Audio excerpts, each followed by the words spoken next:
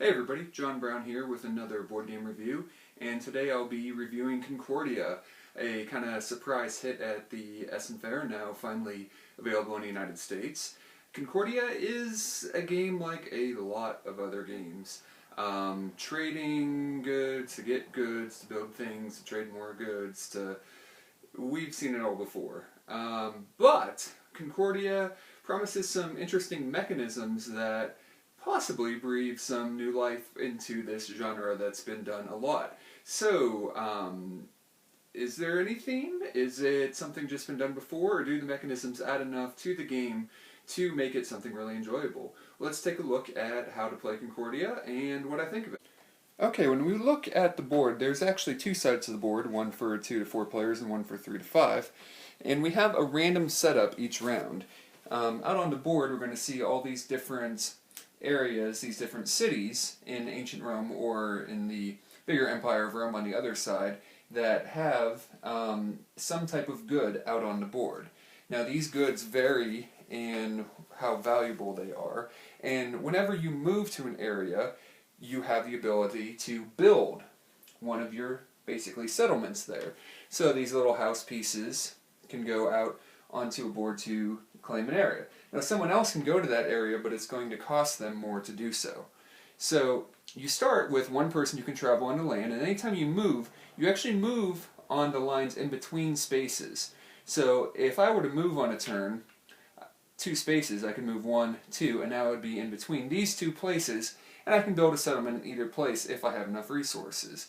Now, in order to move, in order to build, in order to all the things in the game, well, we have these cards. And each player is going to start with the same number of these cards. They're going to start with the same number of more available colonists either on the land or in boats that we can start in Rome and then move out.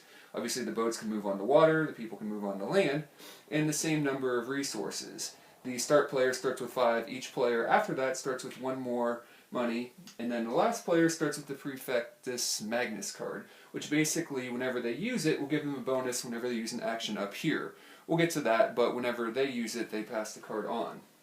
So, how do we take actions in the game? And that's actually going to be kind of the crux of the game. The first card everyone's going to start with is the Architect, where you move your colonist and then build. I was just talking before, you can move your colonists equal to the number of colonists you have, either on land or sea. So you could move each one once, or move one of them twice at the start of the game. You can get more colonists later on. And then, in the places you are adjacent, if you have the resources, you can build. Then when you build, you'll have a settlement there that you can use to collect resources later in the game. Another card is the Mercator, allows you to get some money and trade in up to 2 goods, either buying or selling goods. Either your choice to either collect more money or to get some money, maybe sell some, and then buy some of the goods you need to do what you want to do. You have 2 Prefect cards. Now a Prefect allows you to activate an entire province, and we'll show you on the board what that looks like. Or you can flip over all the province tiles, and we'll see how that looks just in a second. A Senator allows you to purchase better cards for your hand, and we'll see those at the top of the board as well. Your Diplomat Card allows you to copy something your opponent has just done. So you can save this in hopes of using an action that you are thinking they're going to use. And this is kind of important because whenever you take your cards back in your hand, you'll get a bonus for using more of your cards before you do so. The last starting action you have is the Tribune, and the Tribune basically uses your entire turn to take all your cards back into your hand, resetting what you can do. Now, what's interesting about this, though, is that you get a bonus, like I said, for playing more than 3 cards. Now that includes this card, and whenever you do that and take those cards back in your hand, it allows you to get some more money, or a Sesteri. This card also gives you the ability to build a colonist for 1 food and 1 tool, as we see right here. Now we're going to explain the actions you take in the provinces and when you buy more cards, and then after that we'll explain what these are down at the bottom. I said before you can activate a province with one of your cards. Now, whatever province you choose, these up here let us know what the most valuable thing in each province is. So for example, if we look at this province that I won't try to pronounce, they basically have 2 goods, a wine and a brick. Now on each player board we see how valuable each commodity is, and we see that cloth is the most valuable up here, followed by wine and on down. So if I were to use a card to activate this province, it would get me a wine. Now, if I also happen to have one of my settlements in a province there, I would also get that resource. Now, if other players had settlements in the province, they would also get resources too. Now, I told you that card as an action allows you to flip over these tiles, and if I were to play it for its other choice of an action, I could flip over all three of these tiles back to the active side and gain as much money as shown here. So here I'd flip these three over and get 5 sestertii. Now, there's a card that allows you to buy more of these personality cards, and these are basically upgraded cards that allow you to do different things that you don't have, or better things. For example, we see the Mercator here allows you to get 5 sestertii and trade up to 2 goods. So not only do you have the option to use another Mercator action, if you have another one in your hand before you reset your hand, but these cards are more valuable. Or there we have a Colonist that allows you to build colonists or take money for the colonist we have. And these cards have a value on them, so for example the Colonist card will cost 1 food and then nothing else. The Mercator costs 1 wine and then 1 more of any resource, hence the question mark below it, and eventually cards will cost us cloth in addition to their cost, cloth and something else, or even 2 cloth. Now of course as you buy cards they will slide down, and there's a deck where more cards will become available. Now whenever I build, I will be using these sort of resources on my board to build things. As I collect things, I'll be collecting things back onto this board, and it is a limited number of spaces. So also, as I get my colonists out on the board, I'm making more space available to me. This handy dandy card each player has will tell you what you need to build in each place. So for example, to build in a city that produces brick, I need food, and I need 1 sestertii. To build in a city that produces food, I need a brick, a food, and 2 sestertii. In general, you're going to need the item that the place produces, a certain amount of money depending on how valuable the commodity is. The only place you don't need a brick is in brick-producing places. They are the cheapest to produce and will likely not score you as many points at the end of the game. However, you need brick to build anything else, so they are still pretty valuable. This is the Concordia card, and as you can see there's a 7 on it. The game ends when someone either purchases the last personality card or builds their last or 15th settlement. When that happens, the player that does so will gain 4 points, the 7 points that we just said, and every other player will have 1 last turn. When you do endgame scoring, this is when you use the bottom of the cards. For example, these are the cards we start with, and the god Mars will give us 2 points for every settler we have. The Mercantile card will give us 2 points for, and this is kind of hard to see, I know it's not focusing, but for each type of settlement. Now there are 5 different types of settlements, so this can score a maximum of 10 points. The Prefect gives us points for being in different provinces.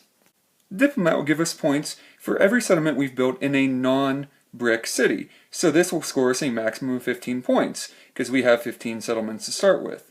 Of course, anything we build in a non-brick city won't score us points.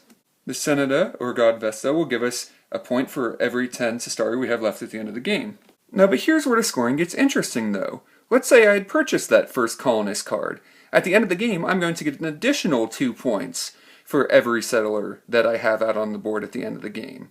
So collecting sets and going after certain groups of scoring, or possibly trying to dabble a little bit of them all, comes into the game. So these cards not only give us more and better opportunities to do things in the game, but also to score more points at the end of the game. There's also going to be Minerva cards, and they will score us points for the type of settlement we get. So for example, this Farmer card is a unique card. It allows us to produce in all the food-producing settlements we have, so we can focus on food with it. And at the end of the game, we'll get 3 points for every settlement we have. So these are specialist cards, 1 for each type. Lastly, I want to point out the game comes with a very handy quick setup guide on how to set up the game. There is a little bit of setup to the game, but it's not too terrible. It also comes with this book that basically has notes about the game and about the cities and all the historical relevance in it, which, well, I'm not saying it makes the game super thematic, but it certainly is interesting if that's the sort of thing you're interested in. Now lastly, I'm going to mention the rulebook, because, well,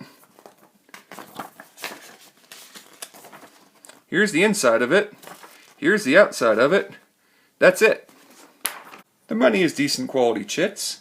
The individual pieces are pretty nicely done wooden pieces. And also the back of each player board helps show you the setup and everything you need to know about that. Also, I wanted to point out this little Pantheon section of the board that shows you how many of each type of card are available for each number of players in the game. So is Concordia dry? Yes, very. Is Concordia something that's been done a lot of times before? Yeah. Does Concordia offer anything new? Absolutely. Now, I want to point out, as I was trying to show at the end there, the game does a fantastic job of putting things on player boards, on the board, on the cards to tell you what's going on, so that you don't have to reference the rulebook very much. And well, it's not too hard to find anything in this rulebook because it's not very big. On your turn, you basically play a card and do what it says. That's it. However, that really simple idea of just playing one card and taking the action that it says provides an amazing amount of opportunity. When do you copy somebody? How long do you hold off? Do you want to run through as many cards as possible or reset your deck? When do you want to go after these cards? The endgame scoring in and of itself is amazing. What cards do I want to get? How do I want to focus? I really want to hyper-focus on one thing. Do I want to spread out? Try to get a couple of cards of different things? Now, this game could be considered multiplayer solitaire, maybe. However, this game, I think, well, this type of game can often be considered that, but this game is pretty interesting. You want to watch what other people are doing and what cards they're taking, especially. Maybe you don't want someone to give Monopoly in a certain type of thing that will allow them to score 2-3 times as many points as they normally would get for something that they're already doing. And the card helps them to do that more efficiently. So deciding when to go after cards, how much to go through to your deck, and the fact that everything comes down to just playing one card and taking the action, it's an amazingly simple game that has an amazing number of possibilities as to what you can do. Really nice components, nice artwork. So here's the thing. I'm the type of gamer that likes all different sorts of games. I love Mage Knight. I love Heroescape and Smash Up. I love theme. I love mechanisms. If I really have to judge between the two, I'll probably lean a little bit towards mechanisms. Now, I like it when a game melds them both. Take a game like Suburbia, where you place a tile and that tile makes sense. The bonuses and the negatives you get for what it is really thematic and it works, and those things are melded really well. Maybe the art design isn't fantastic, but it's functional. This game is definitely a game for people that like mechanisms. If you're a theme person, if you don't want to see the same thing done over and over again, if you want to tell an amazing story, if you want to have all that sort of stuff, it's not here, and I don't recommend this game. If you're a mechanisms gamer and that's your big thing, this game has a lot to offer, especially for how simple the rule set really is. If you're like me and you're in between the two, I think between the quality components and just the quality of mechanisms, despite this being a theme that's been done a million times, in a million ways, well, this will make it 1,000,001. That idea of playing a card and then your cards also counting towards your endgame scoring make each move really fascinating. And you are watching what other people are doing, whether you want to copy them or block them from things. Now, when I started, I gave letter grades to games, and I realized that's kind of not a good way to do things. Instead, I feel like I should just point out who a game is for and who it isn't, and my personal feelings as well. But what you think of a game is going to vary a lot for you. So basically, if you're looking for big time theme and that's super important to you, probably don't want to play this game, or at least not buy it. You might want to try it out if somebody else has it, because the mechanisms are so good and so interesting. And to me, that makes up for a lot of the lack of theme. Because the mechanisms are so good, I can forgive it for some of the things that are same-ish with so many other games, because what is unique about it is really unique. So overall, if mechanisms are your thing, or you're like me and you can enjoy both, then this is definitely worth giving a try. Alright, thanks for watching. I hope to talk to you guys soon. Bye!